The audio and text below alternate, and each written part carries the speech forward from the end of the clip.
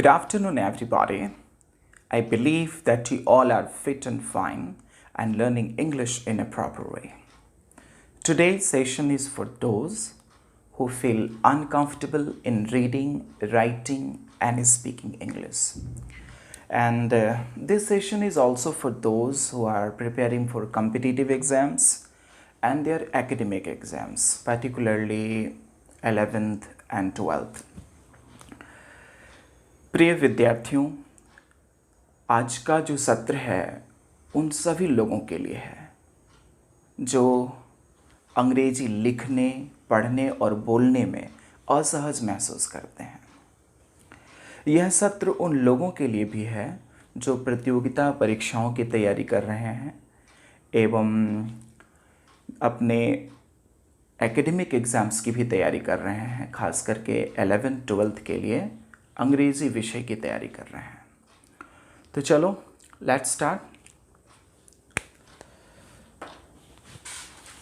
देखिए, पिछले क्लास में मैंने डिस्कस किया था कुछ बेसिक टर्मिनोलॉजी के बारे में। अगर आपने वो वीडियो नहीं देखा है तो एक बार देख लें।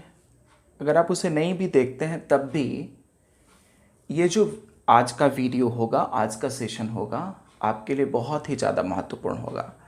अब मुझे पूरा विश्वास है कि यदि आप इसे ध्यानपूर्वक सुनते हैं, देखते हैं, समझते हैं तो आपको अंग्रेजी लिखने, समझने और बोलने में परेशानी नहीं होगी। तो चलो शुरू करता हूँ। देखिए, पिछले क्लास में मैंने बेसिक टर्मिनोलॉजी को बताया था। अभी मैं बताता हूँ वर्ब्स के बारे में।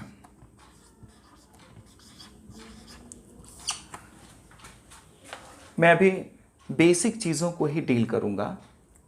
वर्ब्स को मैं दो पार्ट्स में बताऊँगा।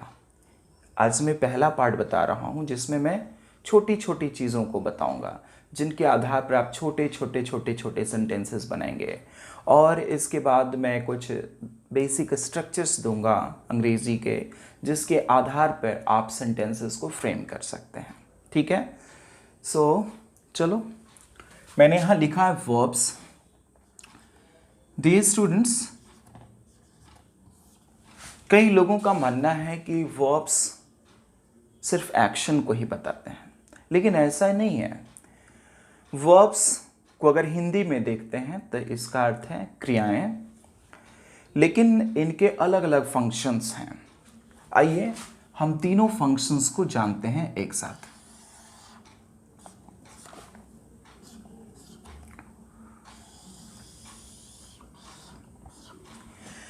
देखिए, वर्ब का जो पहला फंक्शन है कि ये तो एक्शन बताता है, ये सबको पता होता है कि ये एक्शन बताता है। और जो दूसरा फंक्शन है कि ये स्टेट को बताता है, और जो तीसरा फंक्शन है वो पोजीशन को दर्शाता है।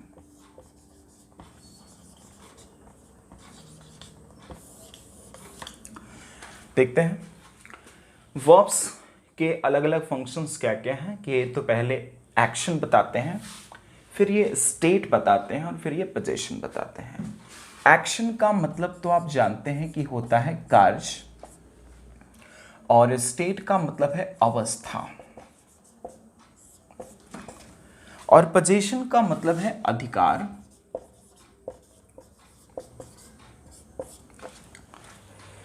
मैं एक्शन की बात करता हूं सबसे पहले। अभी मैं पढ़ा रहा हूं आपको ना, तो ये जो पढ़ाने का जो काम हो रहा है ये क्या है? एक्शन है ना। ऑफ कोर्स एक्शन है ना। मैं कहता हूं, एक सेंटेंस लिया हमने, I teach you. I teach you. देखो जरा, आई टीच यू में आई क्या है? सब्जेक्ट है, और यू ऑब्जेक्ट है, और जो टीच है वो वर्ब है। लेकिन ये जो वर्ब है ये क्या बता रहा है? एक्शन को बता रहा है। मैं काम कर रहा हूं ना, मैं पढ़ाने का काम कर रहा हूं, तो आई टीच यू, यहां जो टीच क्या है? एक्शन को बता रहा है। ठीक है, लिखने की जरूरत नहीं।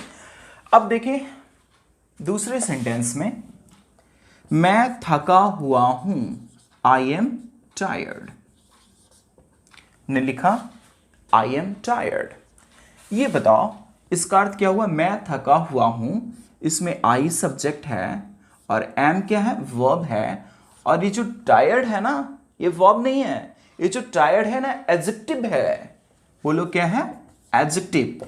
एडजेक्टिव नहीं बोलेंगे, एडजेक्टिव है। फिर से, आई सब्जेक्ट है, एम वर्ब है और ये जो टायर्ड है वो एडजेक्टिव है। अब हमें वर्ब को देखना है, वर्ब कहाँ है, यहां। तो मैं हूं ये बता रहा है ना, तो मैं क्या हूं, मैं हूं, मैं कर नहीं रहा हूं बल्कि मैं हूं। तो ये थके होने की अवस्था का बोध करा रहा है। मैं थका हुआ हूं, थके होने की अवस्था का बोध कराने के लिए यहां एम का प्रयोग किया गया है। इसलिए यहां वर्ब जो एम है ये स्टेट को दर्शा रहा है, अवस्था को दर्शा रहा है। चलिए अब हम बात करते हैं पोजीशन की। पोजीशन का मतलब बोला अधिकार। अगर मैं कहूं मेरे पास एक कार है तो हम क्या बोलते हैं, I have a car. I have a car. ये बताओ यहां जो हैव है ये क्या बता रहा है, पोजीशन को बता रहा है, अधिकार को बता रहा है। ठीक है, इसी को हम दूसरे तरीके से लिख सकते हैं, आई ओन अ कार। क्या लिख सकते हैं, आई ओन अ कार। या फिर हम लिख सकते हैं आई possess a car. I have a car, I own a car, I possess a car. ये जो सेंटेंसेस आए हैं इससे क्या पता चल रहा है कि मेरा अधिकार है उस कार के ऊपर, यही पता चल रहा है ना।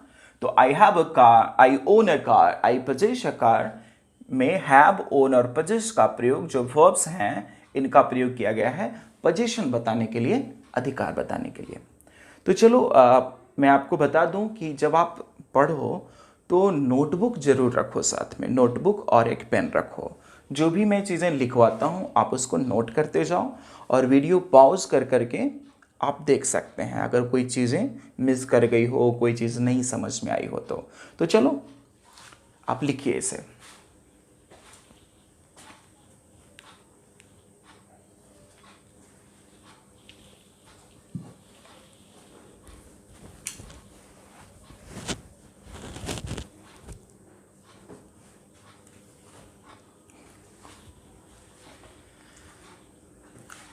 चलो मुझे विश्वास है कि आपने लिख लिया होगा।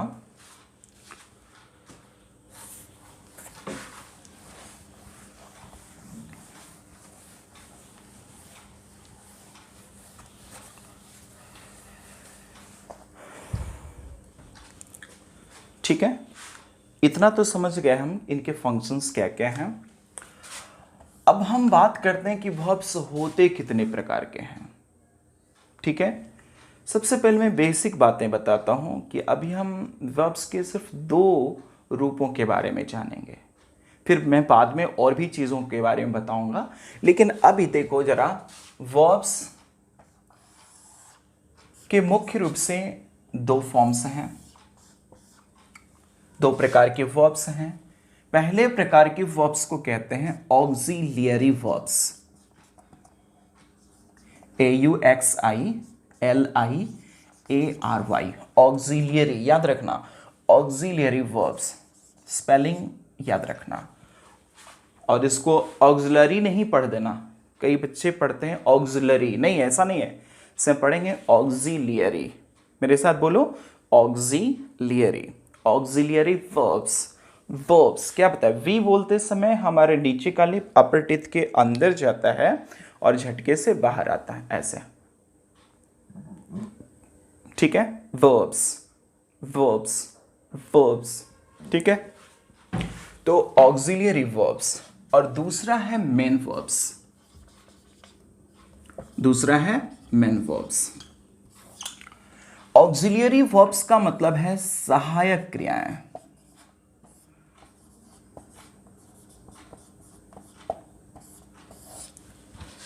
मेन वर्ब्स का मतलब है मुख्य क्रियाएं।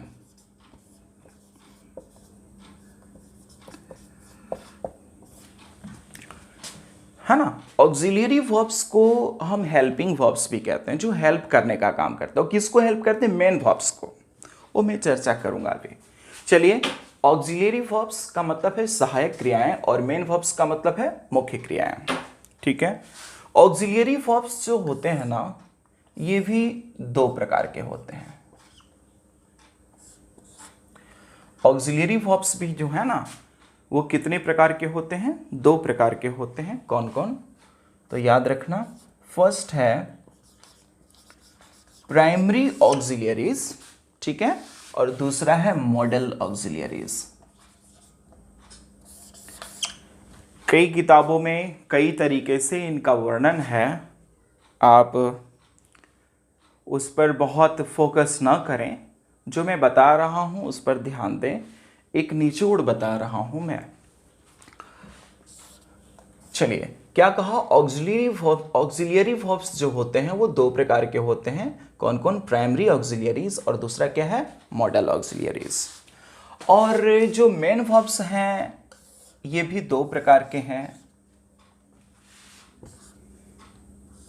फिर मैं और बताऊंगा विशेष रूप से मेन वर्ब्स के बारे में, लेकिन अभी आप इनके बारे में जानिए, मेन वर्ब्स को। फर्स्ट जो फॉर्म है वो क्या कहलाता है? ट्रांजिटिव वर्ब्स, और दूसरा कहलाता है इंट्रांजिटिव वर्ब्स।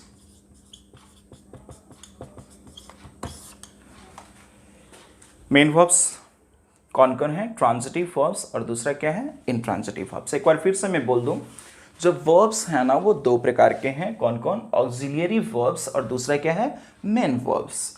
ऑक्सिलियरी वर्ब्स जो हैं वो कौन कौन है? प्राइमरी ऑक्सिलियरीज, और दूसरा है मॉडल ऑक्सिलियरीज। मेन वर्ब्स दो प्रकार के हैं, ट्रांजिटिव वर्ब्स एंड दूसरा इंट्रांजिटिव वर्ब्स।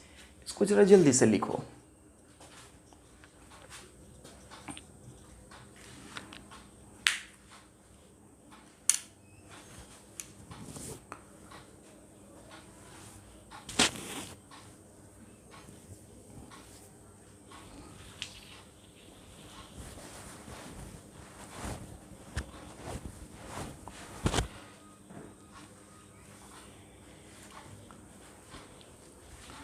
हो गया ना?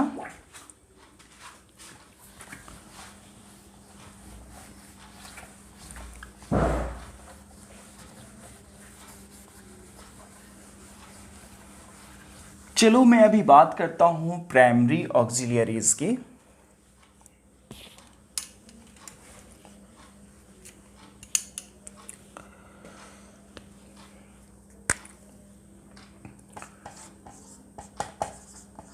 प्राइमरी ऑक्सिलियरीज की। प्राइमरी ऑक्सिलियरीज में कौन कौन वर्ब्स आते हैं इनके बारे में जानो। फर्स्ट कौन है? Be verbs, second have verbs, और थर्ड है डू वर्ब्स।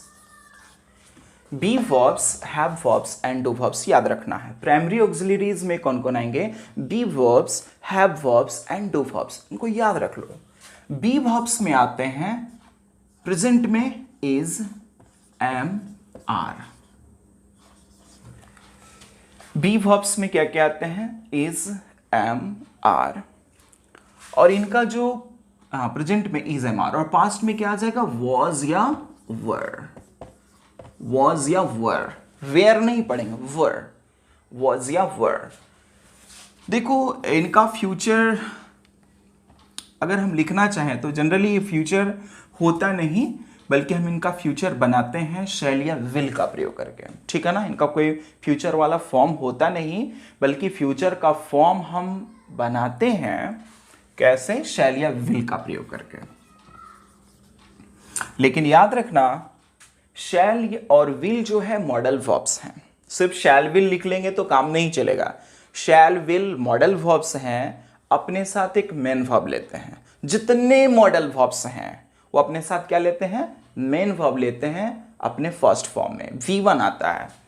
तो देखो हमने क्या लिखा? इज, एम, आर, इसी का पास्ट क्या हुआ? वॉज, वर, और फ्यूचर अगर हम लिखेंगे तो शैल विल से काम नहीं चलेगा, बल्कि इसको एक मेन वर्ब चाहिए। तो मेन वर्ब के रूप में यहां बी वाला ले लेते हैं। तो क्या होगा?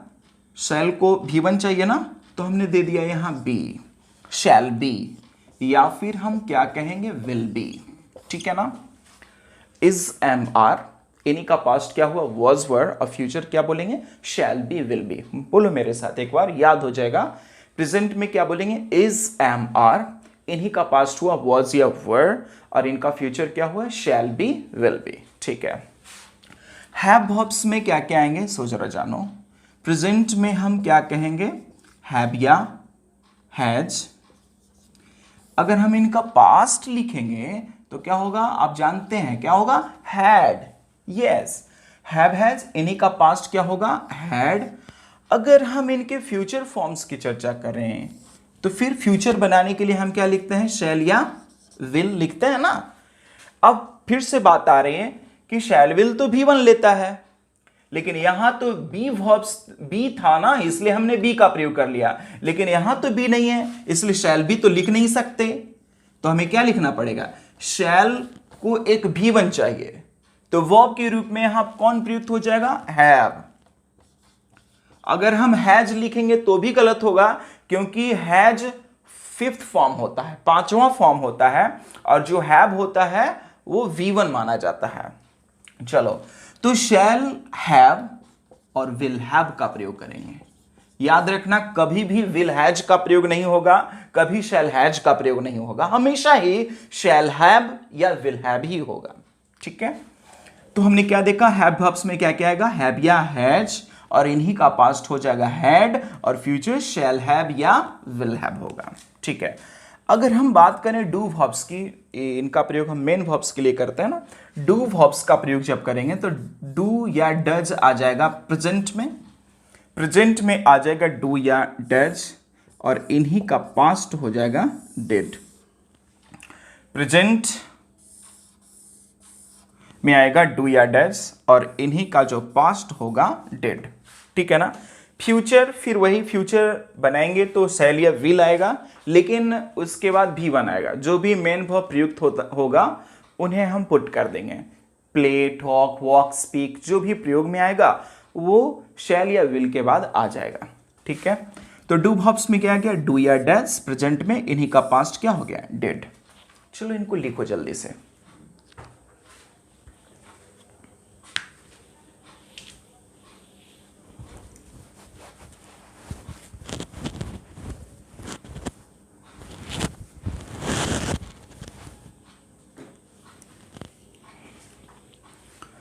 चलिए अब आगे देखते हैं। देखिए, अब हम बात करते हैं बी वर्ब्स की। सबसे पहले हम बी वर्ब्स के बारे में जानेंगे, एकदम बच्चे की तरह पढ़ रहे हैं, छोटे बच्चे की तरह। और मैं आप लोगों को बता दूं, यदि आप अंग्रेजी सीखना चाहते हैं तो सचमुच में बेसिक से सीखिए, छोटी छोटी छोटी छोटी चीज़ों को सीखिए। अगर एक बार में अगर एक हाई लेवल वाली चीज़ों को पढ़ेंगे ना, तो हो सकता है कि आप चीज़ों को समझ रहे हों, लेकिन चूंकि पिलर मजबूत नहीं है, इसलिए वो जो बिल्डिंग आप बनाएंगे ना, हो सकता है कालांतर में वो ढह जाए। इसलिए आपके लिए आवश्यक है कि अपने पिलर को मजबूत करें। यस, बिल्कुल ठीक सुना आपने, मैंने कहा अपने पिलर को मजबूत करें, अपने बेस को मजबूत करें, है ना। चलो, तो प्राइमरी ऑक्सिलरीज में हम सबसे पहले सीख रहे हैं बी वर्ब्स को। बी वर्ब्स में प्रेजेंट में क्या आता है, इज, एम, आर, और इन्हीं का पास्ट होता है वाज या वर, और इनका future shall be, will B. तो हम इनका प्रयोग कैसे करेंगे, इज, एम, आर का, वाज, वर का प्रयोग कैसे करेंगे, शैल बी, विल बी का प्रयोग कैसे करेंगे, करेंगे ना, छोटे छोटे सेंटेंसेस बना करके करेंगे, और कैसे करेंगे। ठीक है, तो चलिए मैं कुछ स्ट्रक्चर्स बताता हूं, अंग्रेजी की कुछ बनावट बताता हूं, स्ट्रक्चर्स बताता हूं, जिनके आधार पर आप सेंटेंसेस बनाएंगे। तो मैं सबसे पहला स्ट्रक्चर दे रहा हूं।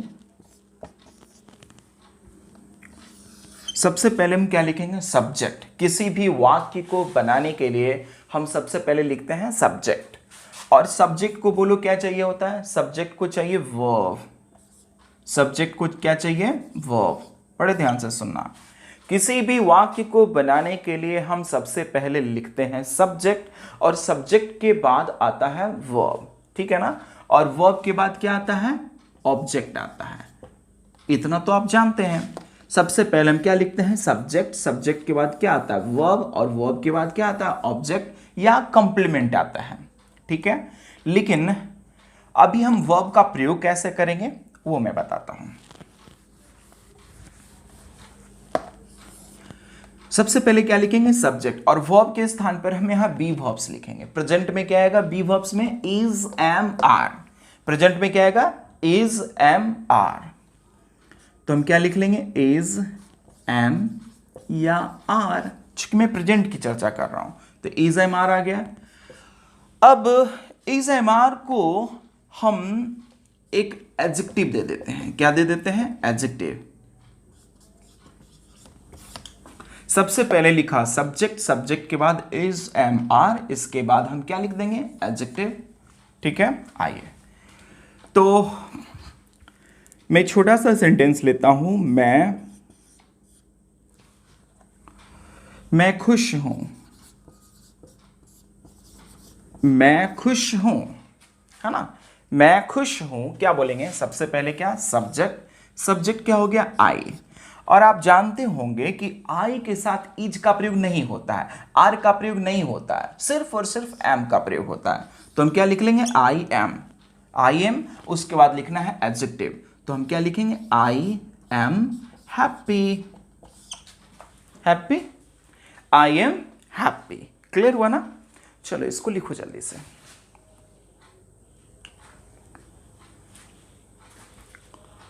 ठीक है,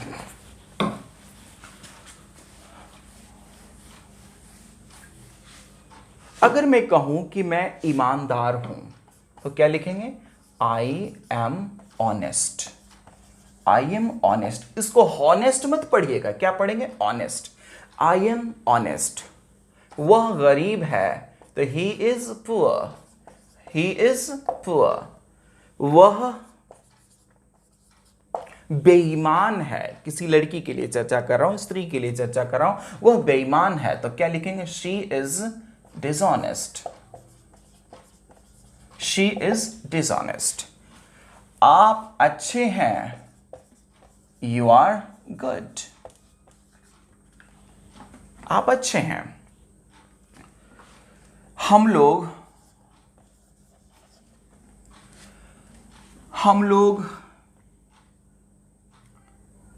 अच्छे हैं, वी आर गुड। लेकिन अच्छे होने का मतलब अगर वेलबींग को बताना हो, अपने बारे में पूछते ना, हाउ आर यू, तो ग्रामेटिकली हम क्या बोलेंगे, तो इसका जवाब आप क्या देते हैं, I am fine, I am good नहीं बोलते, आप क्या बोलते, आई एम फाइन। क्योंकि यहां आप अपने वेलबींग की चर्चा कर रहे हैं, है ना, आप कैसे हैं, आपका स्वास्थ्य कैसा है, आपका मिजाज कैसा है, इसके बारे में पूछा जा रहा है। ये नहीं कि पूछा जा रहा है कि आप अच्छे हैं या खराब हैं, आपसे पूछा जा रहा है हाउ आर यू, आप कैसे हैं, आपका स्वास्थ्य ठीक है ना, ये पूछा जा रहा है। तो ये बताओ, तो वी आर गुड, हम लोग अच्छे हैं, और हम लोग अच्छे हैं अगर वेलबींग की चर्चा करेंगे तो क्या बोलेंगे, वी आर वेल या फिर वी आर फाइन। हम यही प्रयोग करते हैं ना। चलो इनको लिखो।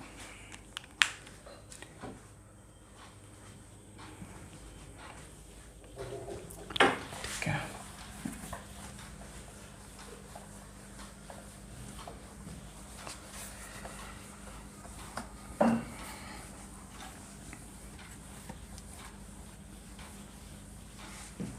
चलिए, तो इन सेंटेंसेस को बनाने के लिए हमें ज़रूरत पड़ी एक सब्जेक्ट की और एक वर्ब की, और इसके साथ हमने जोड़ा था एक एडजेक्टिव।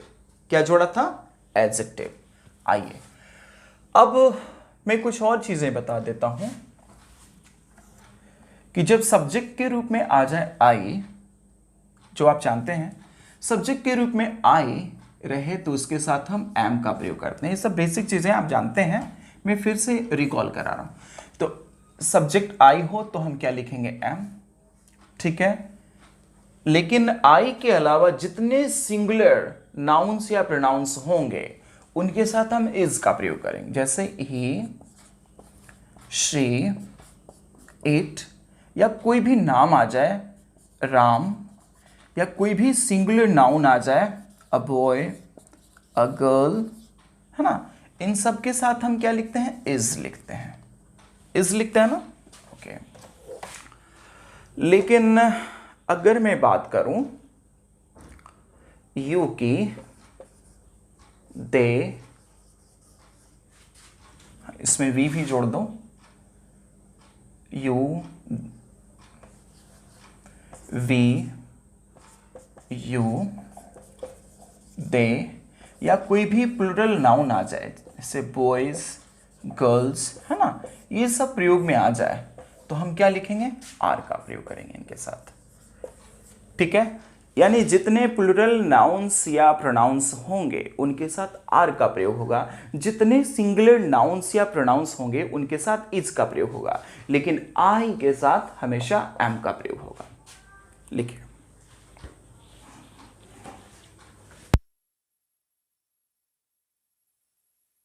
तो चलिए मैं एक सेंटेंस लेता हूं, I M honest, I am honest.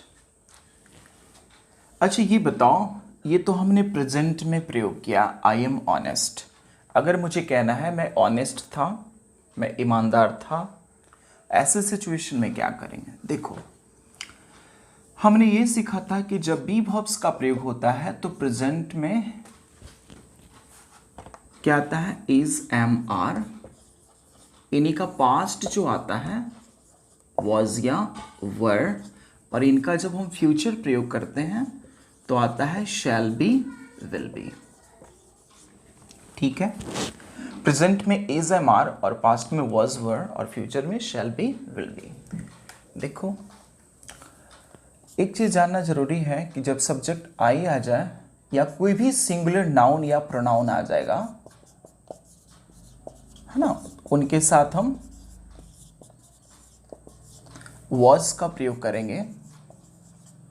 लेकिन अगर ही, सॉरी, वी, यू, दे, या कोई भी प्लूरल नाउन आ जाए, बॉयज, गर्ल्स, है ना, प्लूरल वाले में सब में हम क्या ला देंगे, वर का प्रयोग करेंगे। वेयर नहीं पढ़ेंगे, वर पढ़ेंगे। तो जितने सिंगुलर नाउन्स या प्रोनाउंस होंगे उनमें वर्स का प्रयोग होगा, और जितने प्लूरल नाउन्स या प्रोनाउंस होंगे उनमें हम वर का प्रयोग करेंगे, ये तो आपको पता है।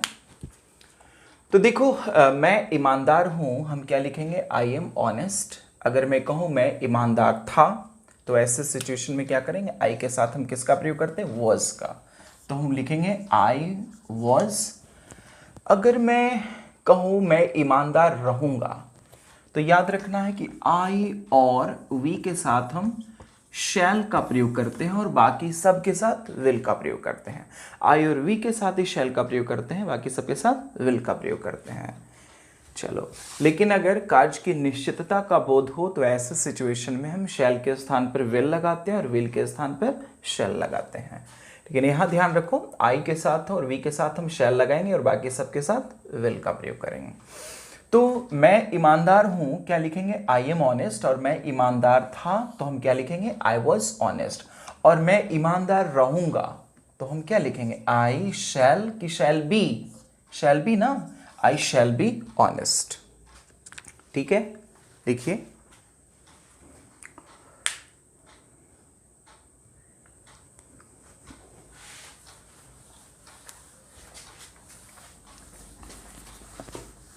ओके, एक और सेंटेंस ले लेता हूं, रवि गरीब है, क्या लिखेंगे, रवि इज पुअर। रवि गरीब था, रवि गरीब था तो क्या हो जाएगा, रवि वॉज, यही ना, रवि वॉज पुअर, और रवि गरीब रहेगा तो ऐसे सिचुएशन में क्या लिखेंगे, रवि विल की Ravi will be. Will be क्यों लिखा, क्योंकि विल एक मॉडल वर्ब है ना, वो अपने साथ V1 लेता है, तो यहाँ V1 के रूप में यहाँ बी वर्ब का प्रयोग कर रहा है ना, तो बी यहाँ V1 के रूप में प्रयुक्त है। तो Ravi is poor, Ravi was poor, and Ravi will be poor. तो ऐसे ही सेंटेंसेस हम बनाएंगे। तो ये तो हमने देख लिया एडजेक्टिव वाला। अब हम बात करेंगे नाउन की। देखिए कई बच्चों को ही पता नहीं चल पाता है कि कौन नाउन है, कौन प्रोनाउन है, कौन एडजेक्टिव है, कौन वर्ब, एडवर्ब, प्रेपोजिशन, कंजंक्शन क्या है, लोगों को पता नहीं चल पाता है। आप में से ज़्यादा लोगों को पता है, लेकिन कुछ बच्चे ऐसे हैं जिनको शायद ना पता हो। तो मैं इसके लिए नेक्स्ट वीडियो में मैं क्या करूँगा कि पार्ट्स ऑफ स्पीच को पहचानने का तरीका बता दूँगा। आई एम क्वाइट श्योर अगर आप उस वीडियो को देखेंगे तो चीज़ों को समझ जाएंगे, और कम से कम इतना तो ज़रूर होगा कि आप नाउन, प्रोनाउंस, एडजेक्टिव्स को पहचान पाएंगे। ठीक है, चलो। तो Ravi is poor, Ravi was poor and Ravi will be poor. Ravi गरीब है, रवि गरीब था और रवि गरीब रहेगा।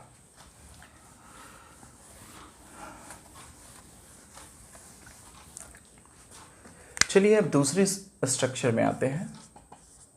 स्ट्रक्चर 2 में देखेंगे कि सबसे पहले हम लिखेंगे सब्जेक्ट, सब्जेक्ट के बाद वही बी वर्ब्स, प्रेजेंट में इज, एम, आर, और उसके बाद हम नाउन का प्रयोग करेंगे। किस नाउन की चर्चा कर रहा हूं मैं? सिंगुलर काउंटेबल नाउन की चर्चा।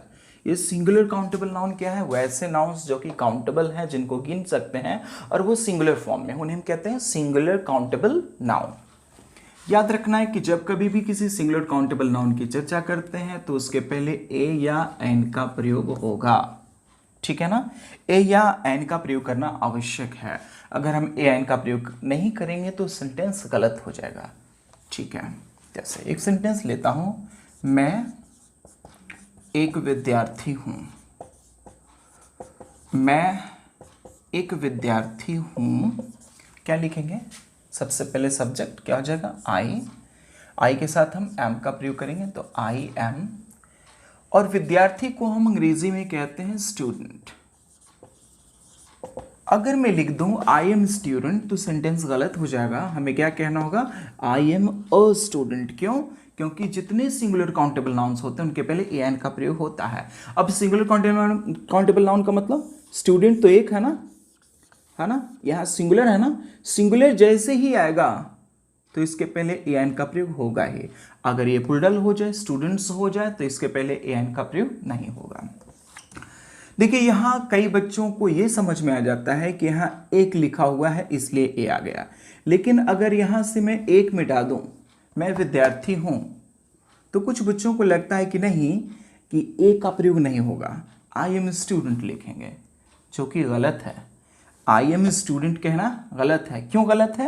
हम व्याकरण के रूल्स को समझेंगे और हम ये जानेंगे कि जितने सिंगुलर काउंटेबल नाउन्स होते हैं अपने साथ ए या एन का प्रयोग करवाते हैं। अगर हम ए या एन का प्रयोग नहीं करते हैं तो वाक्य गलत है। हिंदी में एक लिखा हो या ना लिखा हो उससे हमें कोई मतलब नहीं है, हमें मतलब है सिंगुलर काउंटेबल नाउन से इसके पहले हमें ए एन का प्रयोग करना ही है। तो स्टूडेंट क्या है? सिंगुलर काउंटेबल नाउन, वैसा नाउन जिन्हें हम काउंट कर सकते हैं, गिन सकते हैं, और ये सिंगुलर फॉर्म में है, इसलिए इसके पहले क्या लगेगा? A. I am a student. वैसे ही अगर मैं कहूं आप एक नेता हैं, आप एक नेता हैं, क्या लिखेंगे? सबसे आपके लिए यू, तुम और आप दोनों के लिए हम यू का ही प्रयोग करते हैं, और यू के साथ तो आर का प्रयोग करते हैं ना, तो यू आर अ लीडर। ए तो लिखना ही होगा ना, अगर ए सिंगुलर काउंटेबल नाउन है तो ए तो लगा नहीं है। You are a leader. ठीक है, और हमने ये सीखा है कि जब इनका पास्ट वाला सेंटेंस बनाएंगे, जब हम पास्ट वाला सेंटेंस बनाएंगे तो क्या होगा? इज एम आर का ही पास्ट वाज वर और future shall be will B. तो बताओ, आई के साथ वॉज का प्रयोग कर लेंगे तो आई was a student, I am student है ना, आई शैल की शैल बी ए स्टूडेंट ना, I am a student, I was a student and I shall be a student. वैसे ही आप एक नेता हैं, you are a leader, past हो जाएगा you were a leader, future होगा you will be a leader. You are a leader, you were a leader and you will be a leader. ठीक है, जल्दी से लिख लो।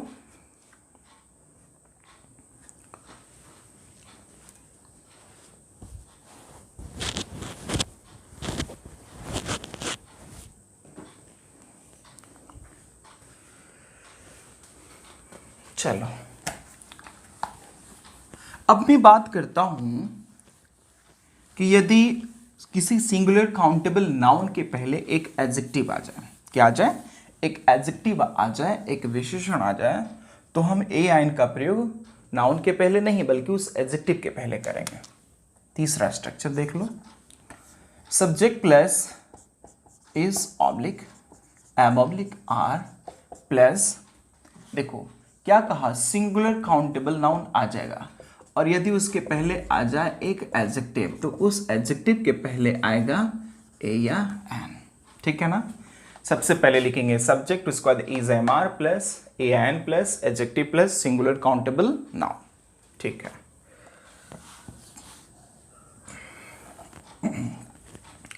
जैसे आप एक विद्यार्थी हैं, हम क्या लिख रहे थे अभी, आप एक विद्यार्थी हैं, क्या हो जाएगा, यू आर अ स्टूडेंट, यही ना, you are a student, singular countable noun है इसलिए इसके पहले क्या लग गया, ए। लेकिन याद रखना है कि जब कभी भी उस नाउन के पहले एक एडजेक्टिव आ जाए, तो यहां देखो आप एक विद्यार्थी हैं, लेकिन अगर दूसरे वाक्य में लिखूं आप एक अच्छे विद्यार्थी हैं, आप एक अच्छे विद्यार्थी हैं, क्या करेंगे, सबसे पहले हम लिखेंगे you are a good student, you are a good student. Student क्या है, नाउन, सिंगुलर काउंटेबल नाउन, इसके पहले एक एडजेक्टिव आ गया, और तो हमने क्या सीखा कि जब सिंगुलर काउंटेबल नाउन आएगा उसके पहले एक एडजेक्टिव आएगा तो उस एडजेक्टिव के पहले ए एन का प्रयोग होगा। देखो स्टूडेंट के पहले गुड एडजेक्टिव है, इसके पहले ए का प्रयोग कर लेंगे, you are a good student, ठीक है।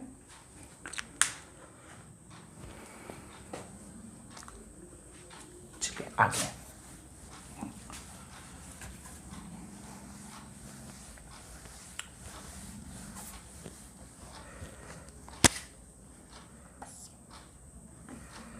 वह एक गरीब आदमी है, बोलिए क्या लिखेंगे, वह एक गरीब आदमी है, he is a poor man, he is a poor man, वह एक गरीब आदमी है, he is a poor man, he is a poor man, he is a poor man, ठीक है। चलो मुझे लगता है कि आपने सीख लिया है। अगर इसका पास्ट बनाएंगे तो क्या हो जाएगा, he was a poor man, और फ्यूचर क्या हो जाएगा, he will be a poor man, ठीक है ना। चलो आगे,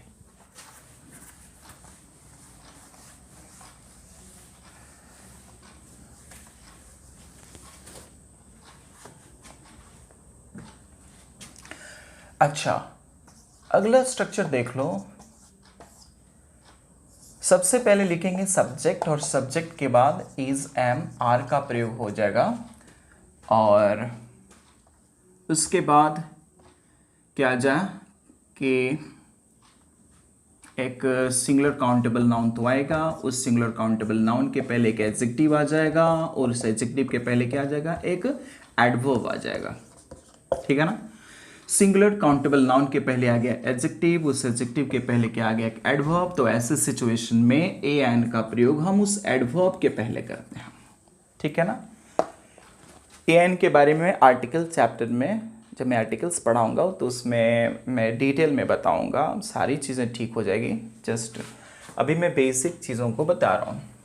सबसे पहले सब्जेक्ट, उसके बाद इज एम आर, उसके बाद ए एन का प्रयोग होगा, है ना, एडवर्ब, एडजेक्टिव और सिंगुलर काउंटेबल। हम इधर से देखेंगे कि जब कभी कोई सिंगुलर काउंटेबल नाउन आएगा तो उसके पहले एक एडजेक्टिव आएगा, उस एडजेक्टिव के पहले अगर कोई एडवर्ब आ जाएगा तो उस एडवर्ब का प्रयोग करेंगे, लेकिन और इसलिए उस एडवर्ब के पहले हमें एन का प्रयोग करना होगा, न कि नाउन के पहले, ठीक है ना। चलिए हम इसकी प्रॉक्सिमिटी को देखेंगे। चलिए सबसे पहले सब्जेक्ट देखा, वह एक बहुत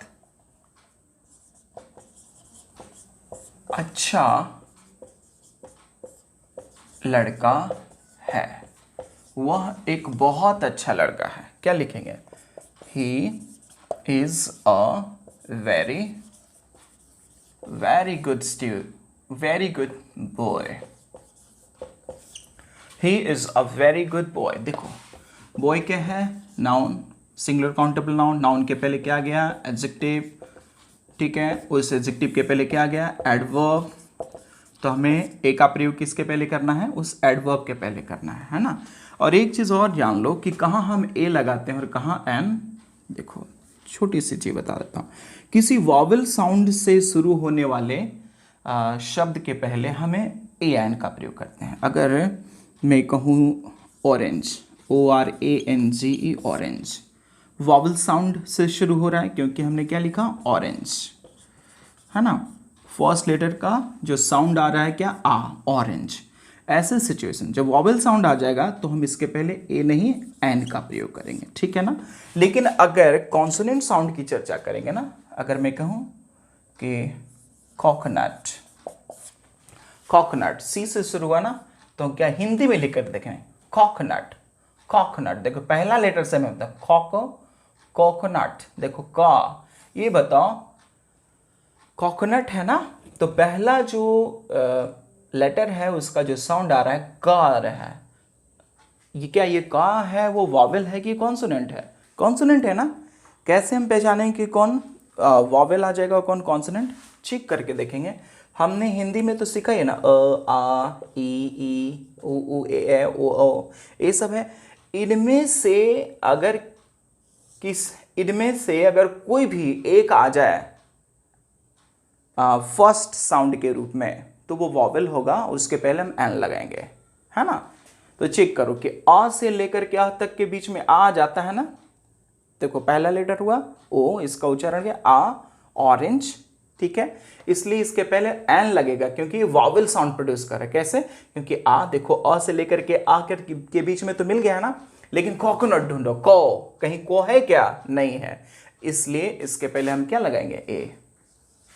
इसलिए अ कोकोनट लेकिन एन ऑरेंज। वैसे अनियन, इसको ओनियन नहीं पढ़ते हैं, अनियन। ये बताओ अनियन, अनियन, तो पहला लेटर क्या हुआ? ओ, इसका उच्चारण क्या है? अ, अनियन। पहला ही देखो अ से लेकर के ह के बीच में देखो क्या आ गया, इसलिए इसके पहले क्या लगाएंगे? एन, ठीक है ना। लेकिन कोकोनट में, कोकोनट को पहला लेटर का जो उच्चारण है वो वॉवेल है कि कॉन्सोनेंट है? कॉन्सोनेंट है, क्योंकि अ से लेकर के अ के बीच में नहीं आ रहा है, ठीक है। ये थी छोटी सी बात। चलिए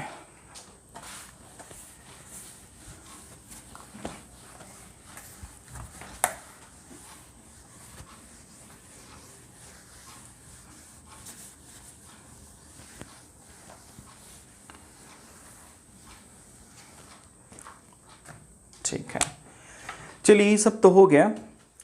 अब हम आते हैं कुछ और स्ट्रक्चर्स को सीखते हैं जिसके आधार पे आप सेंटेंसेस बनाएंगे, और जितने ज़्यादा सेंटेंसेस आप बनाएंगे उतना ज़्यादा फायदा होगा। देखिए मैं एक स्ट्रक्चर देता हूं,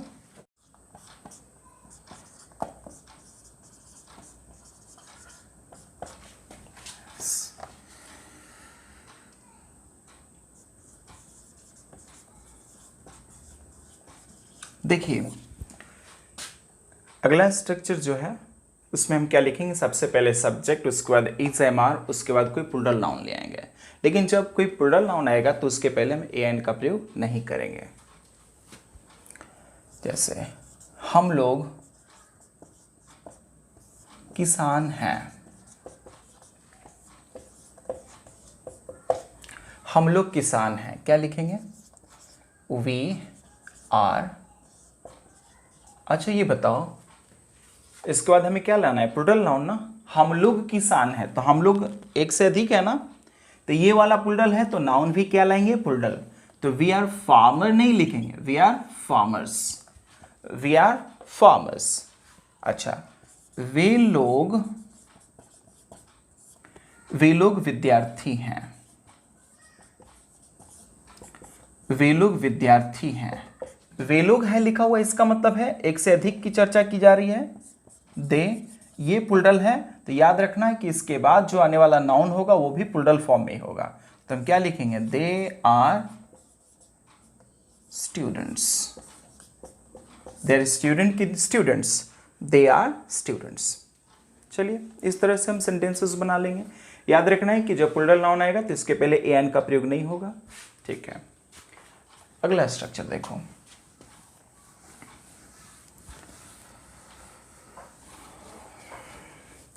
सबसे पहले क्या लिखा, सब्जेक्ट, उसके बाद इज एम आर प्लस, इसमें जोड़ देता हूं इन the habit of, in the habit of. ठीक है, देखिए ओ एफ ऑफ क्या है, तो एक प्रेपोजिशन है ना। याद रखना है कि जितने प्रेपोजिशंस हैं उनके बाद अगर कोई मेन वर्ब आएगा ना, तो मेन वर्ब अपने फोर्थ फॉर्म में होगा। यानी किसी प्रेपोजिशन के बाद आने वाला जो वर्ब होगा वो फोर्थ फॉर्म में होगा, चौथी अवस्था में होगा। हम V4 लिखेंगे।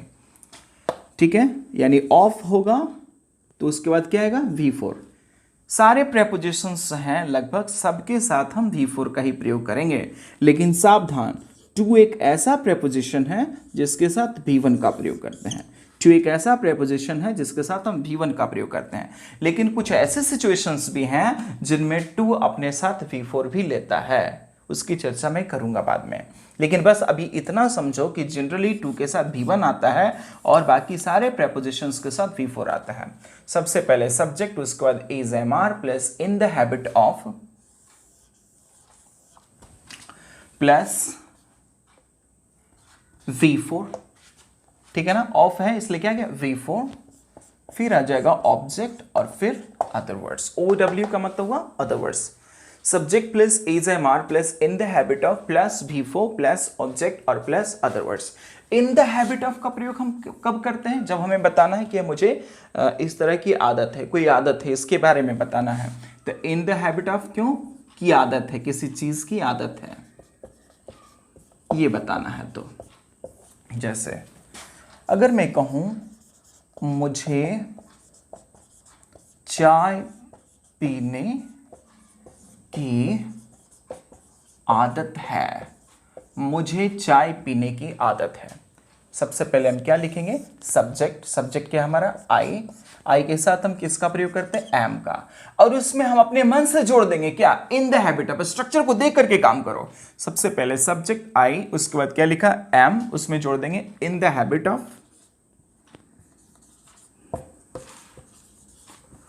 इन द हैबिट ऑफ।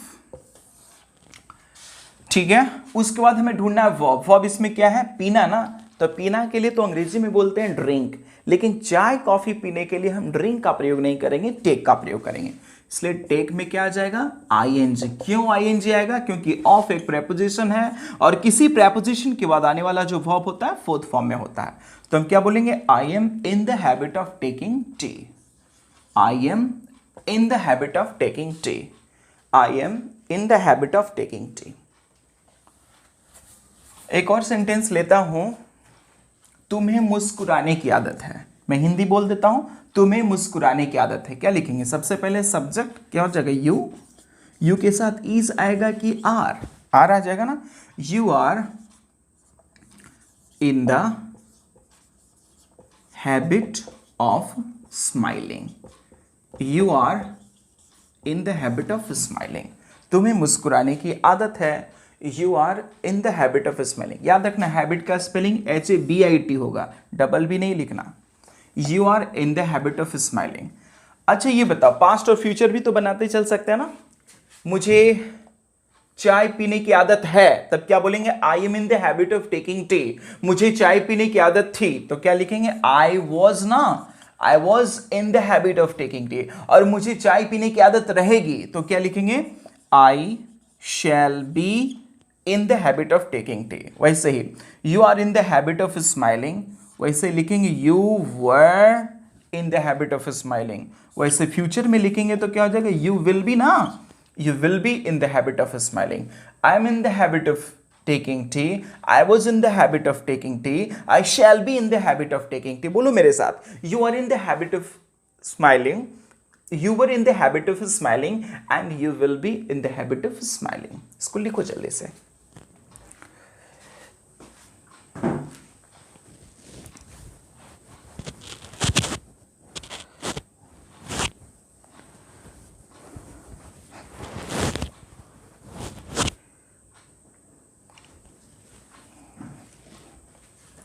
चलिए अब आगे लिखते हैं। पास्ट और फ्यूचर भी बनाते चलना। अगला स्ट्रक्चर में बोल रहा हूं, subject plus is M R plus fond, FOND fond. Fond में भी आ जाएगा ऑफ। याद रखना कुछ ऐसे वर्ड्स होंगे ना, वो अपने साथ सर्टेन प्रेपोजिशन लेकर के चलेंगे। याद रखना, सबसे पहले क्या लिखा, सब्जेक्ट, उसके बाद क्या है इज एम आर, उसके बाद क्या हमने लिखा फॉन्ट, उसके बाद ऑफ लिखा, ऑफ के बाद आने वाला वर्ब कौन से फॉर्म में होगा, फोर्थ फॉर्म में होगा, फिर आएगा ऑब्जेक्ट, फिर अदर वर्ड्स। फॉन्ट का मतलब है शौकीन, फॉन्ट का मतलब है शौकीन, ठीक है। मैं शौकीन हूं, मैं चाय पीने का शौकीन हूं, तो क्या हो जाएगा आई एम, उसमें क्या जोड़ देंगे फॉन्ट ऑफ, चाय पीना के लिए क्या होता है टेक टी ना, तो टेक में क्या आ जाएगा ING। I am fond of taking tea, I am fond of taking T. वैसे ही लिखेंगे, तुम अंग्रेजी बोलने के शौकीन हो, तुम अंग्रेजी बोलने के शौकीन हो, क्या लिखेंगे यू आर फॉन्ड, FOND ही याद रखना, FOUND नहीं है इसमें, you are fond of speaking English, you are fond of speaking English, ठीक है।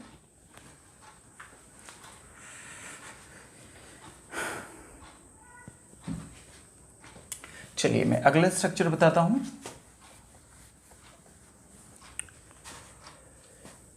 Subject plus is M are, वही बी वर्ब्स आ रहे हैं ना बार बार। उसके बाद हमें क्या करना है, लिख देना है ऑन द वे टू। याद रखना है ऑन द वे टू का प्रयोग होता है। Subject plus is M R plus on the way to plus जहां जाना है उसका नाम लिख देना, the name of the destination.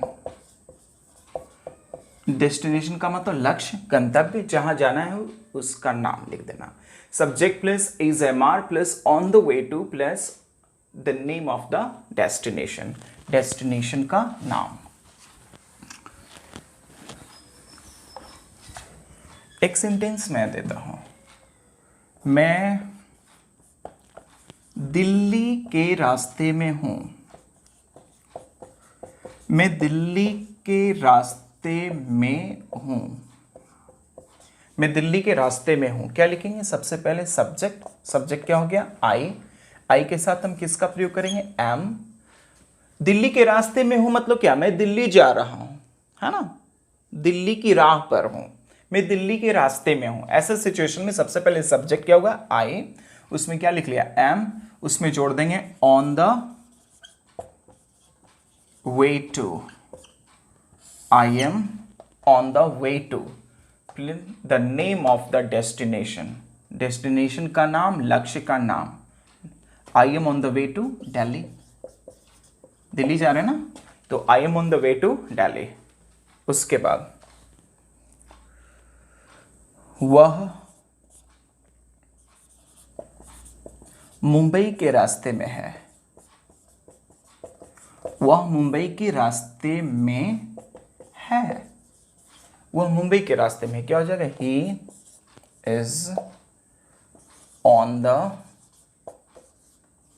Way to Mumbai, Mumbai नहीं पढ़ते मुंबई,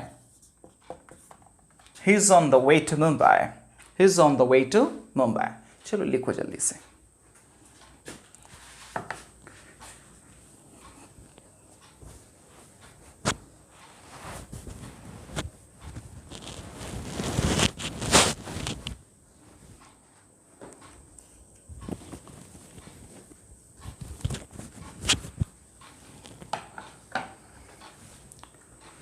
चलो अब अगला देखते हैं।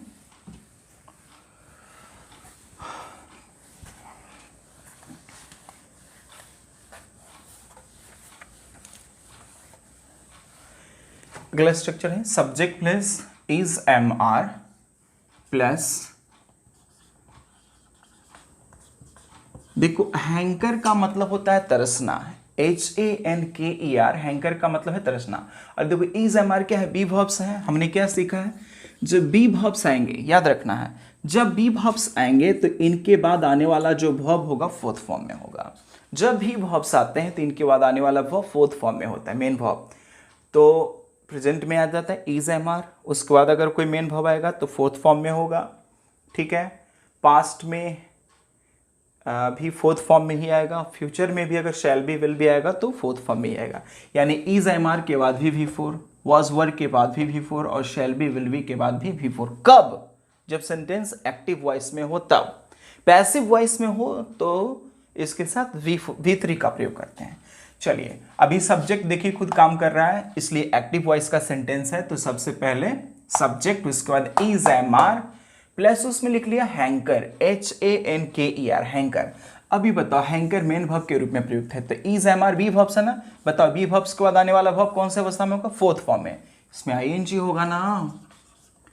तो हम क्या लिखेंगे, subject plus is M R plus hankering. याद रखना है हैंकर के बाद आने वाला जो प्रेपोजिशन है वो आफ्टर है, ठीक है ना। हैंकर के बाद हम आफ्टर नाम का प्रेपोजिशन लगाते हैं। और याद रखना है, हमने सीखा है, बार बार सीखा है कि प्रेपोजिशन के बाद आने वाला वर्ब फोर्थ फॉर्म में होता है। तो ये बताओ अगर आफ्टर के बाद एक मेन वर्ब आएगा तो क्या होगा, वर्ब का फोर्थ फॉर्म लाएंगे ना, फिर ऑब्जेक्ट और फिर other words. Subject plus is M R plus hankering, hankering क्या हुआ ना, हैंकर नहीं ना, subject plus is M R plus hankering plus after और प्लस V4 प्लस ऑब्जेक्ट और प्लस अदर वर्ड्स। हैंकर अपने साथ आफ्टर नाम का प्रेपोजिशन लेता है। तो अब प्रश्न ये है कि हैंकर का मतलब क्या होता है, तो जानो हैंकर का मतलब होता है तरसना। हैंकर का मतलब होता है तरसना।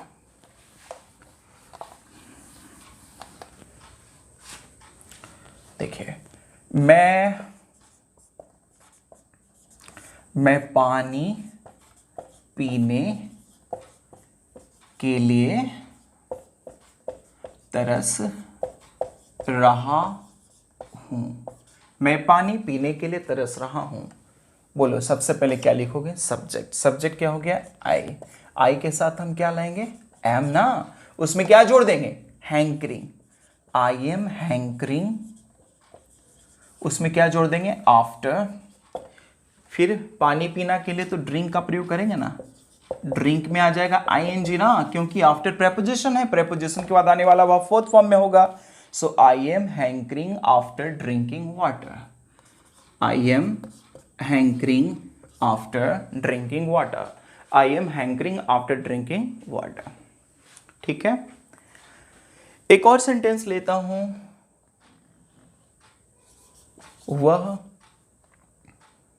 वह तुमसे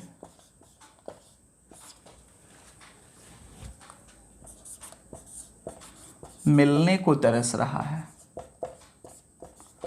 तरस रहा है, वह तुमसे मिलने को तरस रहा है। क्या लिखेंगे, ही इज हैंकरिंग आफ्टर, मिलना के लिए तो मीट होता है ना, मीट का मतलब मिलना, और इसके बाद हम कोई प्रेपोजिशन नहीं लगाएंगे, सिर्फ मीट रखेंगे। मीट के साथ यहाँ विथ का प्रयोग भी नहीं करेंगे। कुछ सिचुएशंस में मीट के साथ विथ का प्रयोग करते हैं जहाँ मिलने के साथ साथ सघन वार्ता के अर्थ में प्रयोग होता है, लेकिन यहाँ वैसा नहीं है, सिर्फ मिलने की बात की जा रही है। ही इज हैंकरिंग आफ्टर। अब बताओ, आफ्टर प्रेपोजिशन है तो प्रेपोजिशन के बाद आने वाला वो फोर्थ फॉर्म में होगा, तो मीट में आ जाएगा क्या, ing। He is hankering after meeting, meeting with you नहीं, सिर्फ meeting you. He is hankering after meeting you. चलिए,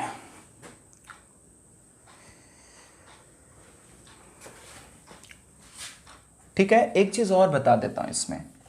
जैसे हैंकर का मतलब तरसना होता है, उसी तरह से लॉन्ग का मतलब भी तरसना होता है, LONG, लॉन्ग। लॉन्ग यहाँ वर्ब के रूप में प्रयुक्त होगा, तो ऐसे सिचुएशन में ये इसका अर्थ हो जाएगा तरसना, और इसमें भी ING आ जाएगा ना, तो लॉन्गिंग हो जाएगा।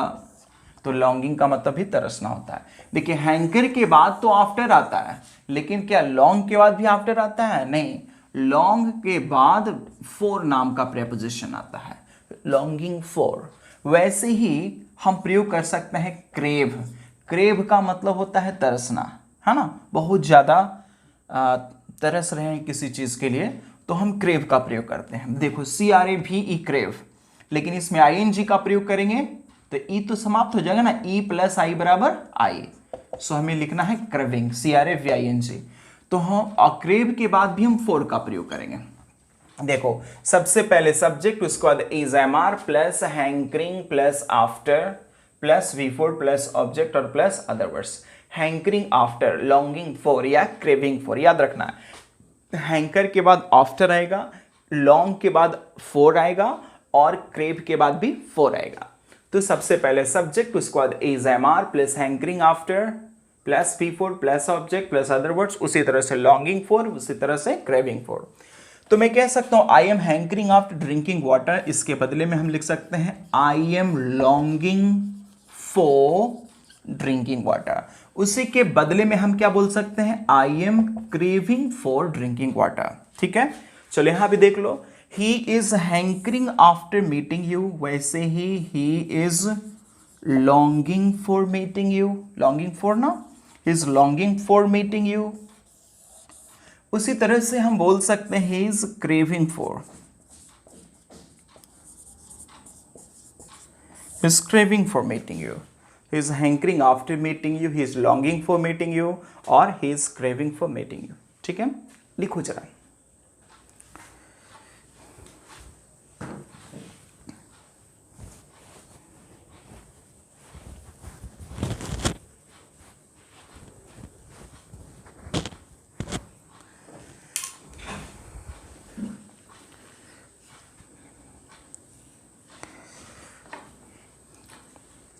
इसमें इंक डालना होगा। तो हमने देख लिया कि जब हम हैंकर का प्रयोग करते हैं या लॉन्ग का प्रयोग करते हैं या क्रेव का प्रयोग करते हैं, तो ऐसे सिचुएशन में इनका अर्थ क्या हो जाता है, तरसना, है ना। ओके, एक सेंटेंस में बोलता हूं, आप बनाइएगा अंग्रेजी इसकी। वह अंग्रेजी सीखने के लिए तरस रहा है, वह अंग्रेजी सीखने के लिए तरस रहा है। बोलो क्या बनाओगे, बनाइए आप लोग।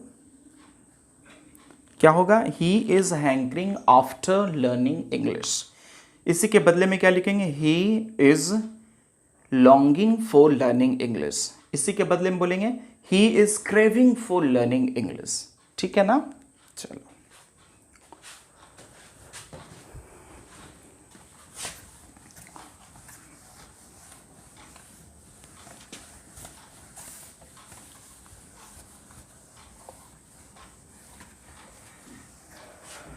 चलिए और भी स्ट्रक्चर्स बताता हूं। Subject plus is MR plus on the words of,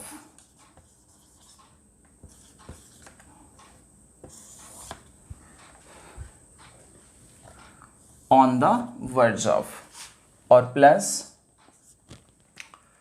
V4। क्यों V4 आया, क्योंकि ऑफ है प्रेपोजिशन V4, उसके बाद आया ऑब्जेक्ट और फिर अदर वर्ड्स। सबसे पहले सब्जेक्ट, उसके बाद is MR plus on the words of plus V4 plus object और प्लस अदर वर्ड्स। अब बताओ ऑन द वर्ड्स ऑफ का मतलब क्या होता है। ऑन द वर्ड्स ऑफ का मतलब होता है के कगार पर, के कगार पर, बस मतलब ऐसा होने ही वाला है अब, लास्ट स्टेज है। तो के कगार पर, ऐसे सिचुएशन में हम ऑन द वर्ज ऑफ का प्रयोग करते हैं। किसका प्रयोग करते हैं? On the verge of.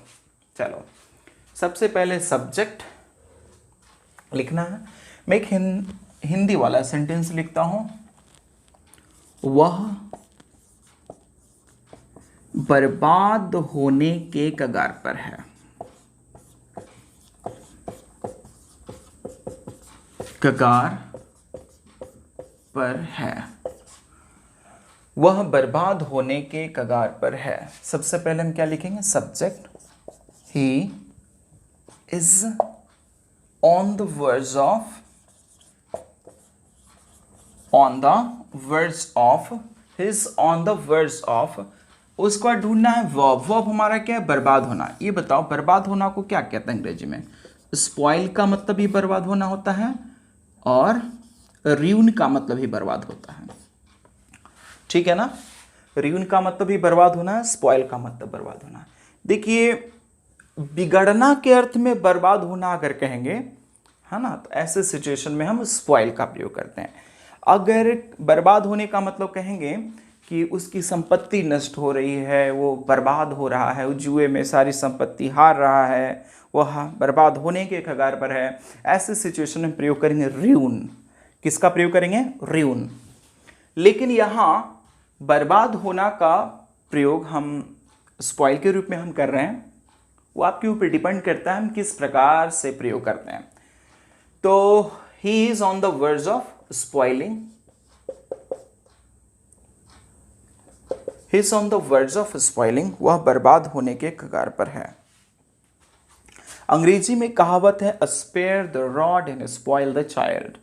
Spare the rod and spoil the child का मतलब है बच्चे को डंडा लगाना छोड़ो कि बच्चा बर्बाद हुआ। ठीक है ना? बच्चे को डंडा लगाना छोड़ा कि बच्चा बर्बाद हुआ। तो क्या प्रयोग किया? Spare the rod and spoil the child. चलो, वह बर्बाद होने के कगार पर है। यहां बिगड़ना के अर्थ में, ही is on the verge of spoiling. अगर बिगड़ना अर्थ ना हो, अगर बर्बाद होने का अर्थ यहां हो गया कि वो उसकी संपत्ति नष्ट हो रही है, ठीक है ना, दिवालिया हो रहा है, उस अर्थ में प्रयोग करेंगे तो हम र्यून का प्रयोग करेंगे। तो he is on the verge of ruining, ऐसा प्रयोग कर लेंगे। वैसे ही पास्ट में भी सेंटेंस आएगा तो क्या हो जाएगा? He was on the verge of ruining. Future में he will be on the verge of ruining. इस तरह से प्रयोग कर लेंगे।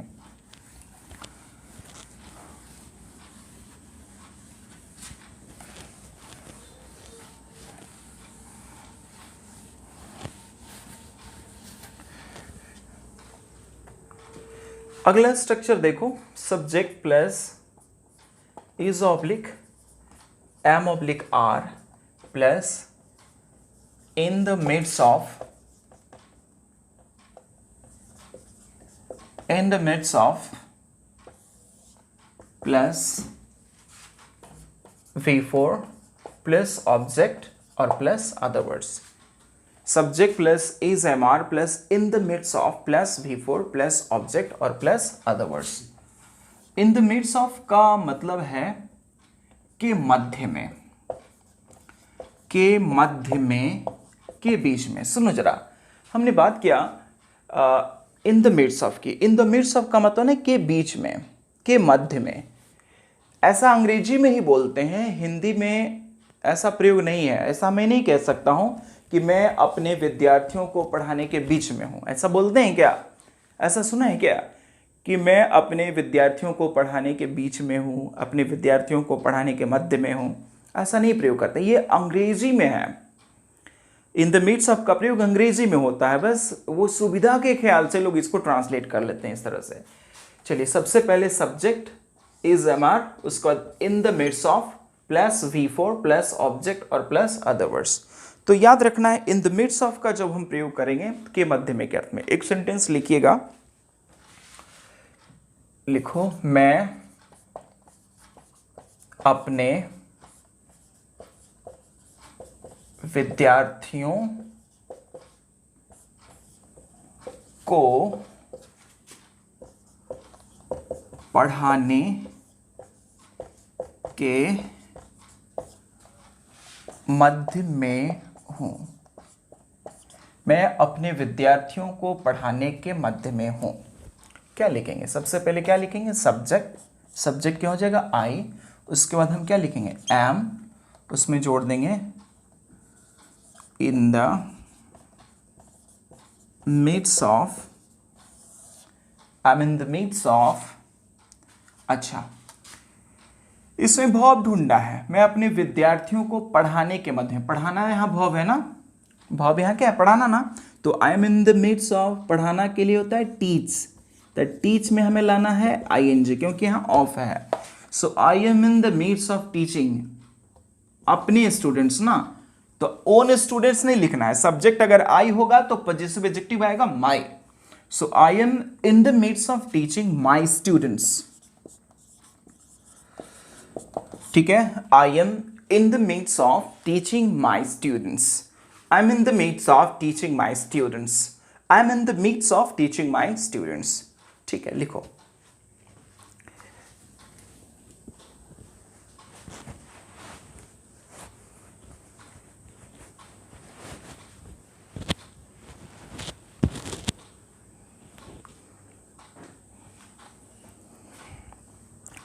हो गया ना? चलिए अब आगे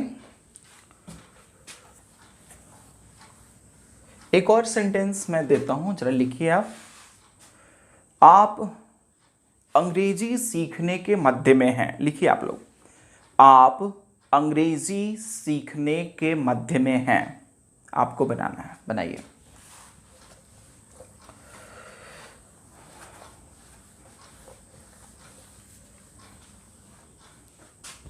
हम लिखेंगे you are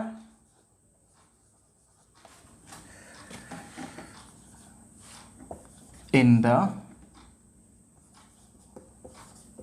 midst of, you are in the midst of क्या? सीखना के लिए क्या बोलते हैं? लर्न ना। तो लर्न में आ जाएगा ing। तो हम लिखेंगे you are in the midst of learning English. You are in the midst of learning English. Learning नहीं, लर्निंग। देखो क्या है, आर के बाद यदि कोई कॉन्सोनेंट साउंड आता है तो हम आर को प्रोनाउंस नहीं करते हैं। तो लर्निंग नहीं, learning. You are in the midst of learning English. चलो इस तरह से सेंटेंसेस आप बना ही सकते हैं। इसका पास्ट अगर होगा तो क्या होगा? You were in the midst of learning English. Future होगा you will be in the midst of learning English. You will be in the midst of learning English. ठीक है, चलिए अब मैं आगे बताता हूं।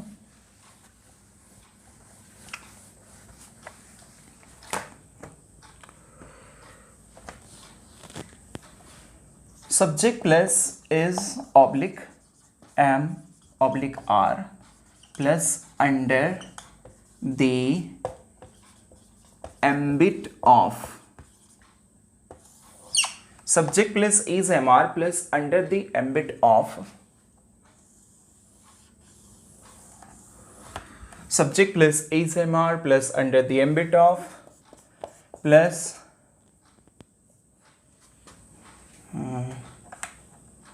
नाउन का प्रयोग कर लेंगे। ठीक है, यहां ऑफ के बाद क्या आ गया? नाउन।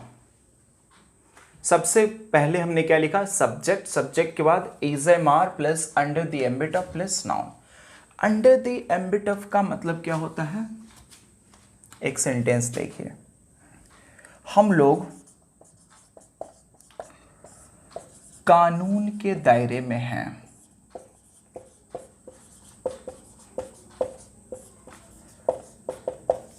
हम लोग कानून के दायरे में है ना, लॉ के अंडर हैं, लॉ के दायरे में हैं, लॉ के लिमिट में हैं। इसके लिए प्रयोग करेंगे under the ambit of. The ambit of की द एम्बिट ऑफ, याद रखना है यहां ए का प्रयोग किया गया है। वॉवेल साउंड से पहले अगर टीएचई का प्रयोग करते हैं तो इसका उच्चारण होता है दी। अगर कॉन्सोनेंट साउंड के पहले अगर टीएचई का प्रयोग होगा तो इसका उच्चारण होगा द। यहाँ एम्बिट ऑफ है ए, सो पढ़ेंगे दी। Subject plus is M R plus under the ambit of plus noun. हम लोग कानून के दायरे में हैं। क्या लिखेंगे? सबसे पहले सब्जेक्ट, वी आर, जोड़ देंगे उसमें, under the ambit of, we are under the ambit of law, we are under the ambit of law, we are under the ambit of law. चलिए वैसे लिखेंगे, आप लोग इस नियम के दायरे में हैं, इस नियम के दायरे में हैं, आप लोग इस नियम के दायरे में हैं। क्या लिखेंगे? You are under the ambit of, under the ambit of, you are under the ambit of this rule, you are under the ambit of this rule, you are under the ambit of this rule। ठीक है, चलो